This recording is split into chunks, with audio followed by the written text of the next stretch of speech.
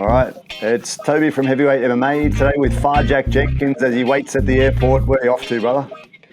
I'm going home. I was up on the Sunshine Coast for a bit of a business meeting, so just get dot some I's and cross some T's before I go back to training. Bro, well that's a question, man. Now you're in the UFC, 3 fights deep.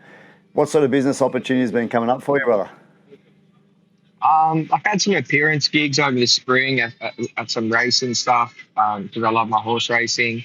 Got a couple of ambassador deals in the works. I can't really say too much about them because we're still negotiating, but like a few here and there that I've put my hand up for and I'm pretty keen to get involved with. But it's really important to me that I get it all done because I manage myself, as you know, Toby. It's really important to me that I get it done now, rather than trying to sort it out like 4 weeks, 5 weeks out from the fight when I've got bigger fish to fry. So it's actually been kind of nice, and I'm enjoying like trying to learn a little bit more about relationships and business and stuff as I go, because obviously you gain a lot of experience just like even being around the people who are making these decisions and that sort of thing. That's it, man. There's a lot there to be said for self-managing yourself as well, man. You got guys like Sean O'Malley really advocate doing it yourself rather than paying a middleman just to take a big chunk out of your salary, right? Yeah, for sure, exactly. Like a big chunk and like 20% of every deal they bring you, and then like if you're getting managed by one of these bigger guys, they've only got so many hours in a week, right? And if you can get a deal done for one of your big guys, which is going to put a heap of money in your pocket, or you've got Jack, who's had 2 or 3 fights in the UFC, and you can put a little bit of money in your pocket. Where are they going to put their time? And that's not a knock on them. It's like that's just the economy of scale when you're with these big management companies. Obviously, not. I'm pretty lucky. Like I have a lot of really good people around me who can give me advice, and if I'm unsure about something, I'm comfortable to just say no, sorry, and I'll call you back. I've got to speak to some people first. I understand that everybody has that, but for me, I'm happy to do it, and I actually enjoy doing it. Bro, with the horse racing, are you looking at doing anything there? Any Patreon accounts or anything like that you're looking at? Maybe after. Like I won't do it now. Again, it's like anything like that where you want people to pay money for or something like that. It's tough for me to get involved in that because I'd have to pull right back straight away as soon as I got into a training camp, and I just feel like that would be unfair to people who did get involved.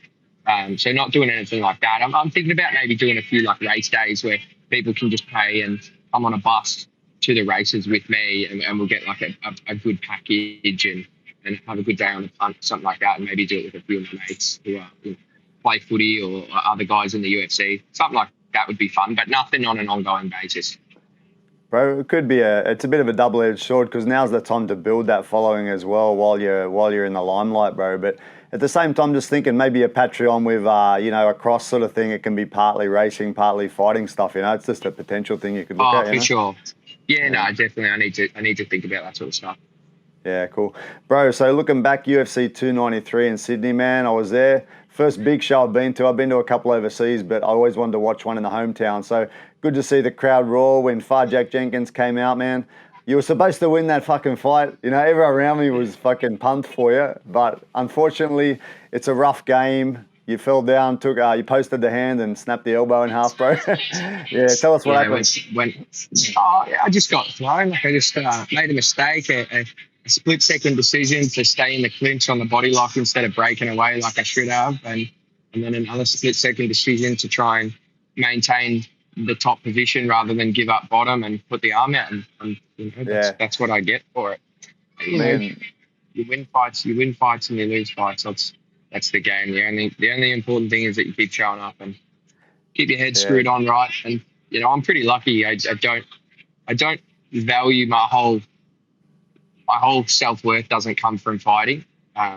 So I can kind of differentiate between, thinking I'm the best man in the world when I win and then thinking I'm an absolute loser when I lose.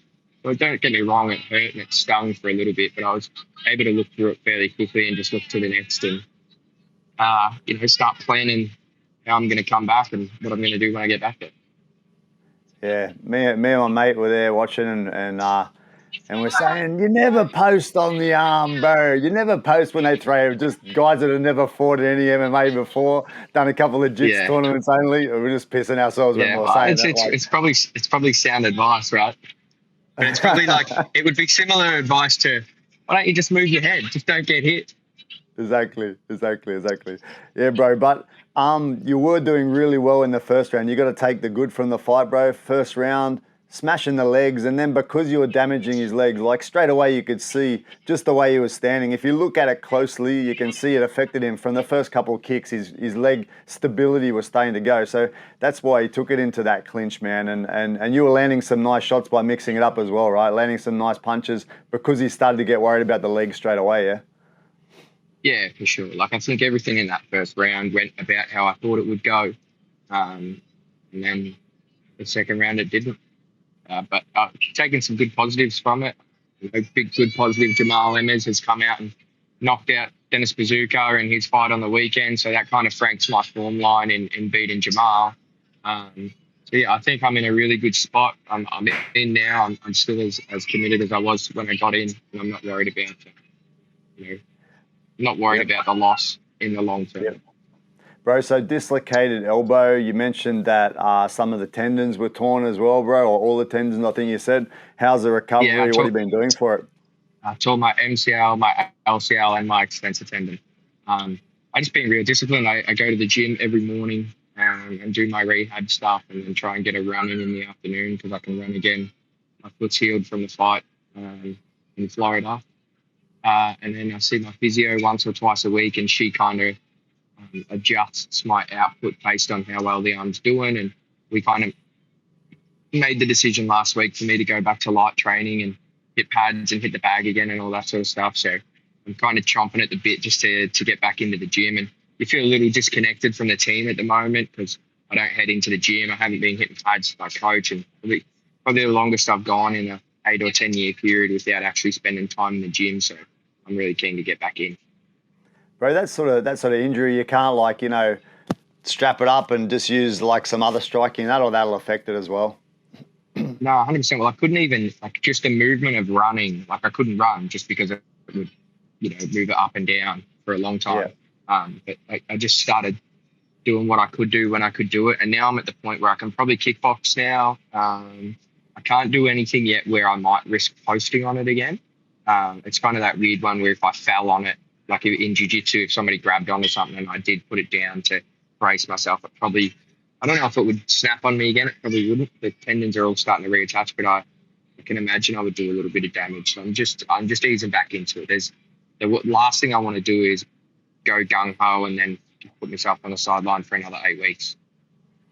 Yeah, for sure. That's a smart way to do, man. So we're getting to the end of 2023, bro. 2024. What's the grand plan for Phar Jack Jenkins? Look, I think I'm going to go spend some time with Volko. He's obviously fighting Tapuria, and I think I can emulate Tapuria fairly well. Out of the guys we've got here, I think I'm probably the top guy to do that. So happy to go help Volk out there and learn as much as I can off him. I think it'd be good just a little bit of a change of environment for me for a little bit. Love my gym and my coaches, and not planning on leaving or anything, but I think just to get that ball rolling again, it'll be good just to get a little bit of a change of scenery. So go up there with Volk, learn some stuff there, and then come back and talk to Andy and Simon and kind of make a decision on when we're gonna put the hammer down again. Nice, man. That makes sense, man. Why not go and train with some of the best in the country? The gym's got a few nice fighters there. Some of the guys you've seen fighting in the same promotions in the past and that. So that'll be good for you, man. When are you looking at doing that? Yeah, no. Probably sort of next month, I think. Next month or January, depending on when Volt gets right into camp. I've got to get myself a little bit fit before I go up there. Otherwise, I'll just get ragdolled around. Nice. All right, bro. Well, thanks for your time, and looking forward to seeing you get back into fighting shape and competing again in 2024, eh? Yeah, me too. Thanks, Toby. Appreciate your time. Thanks, bro.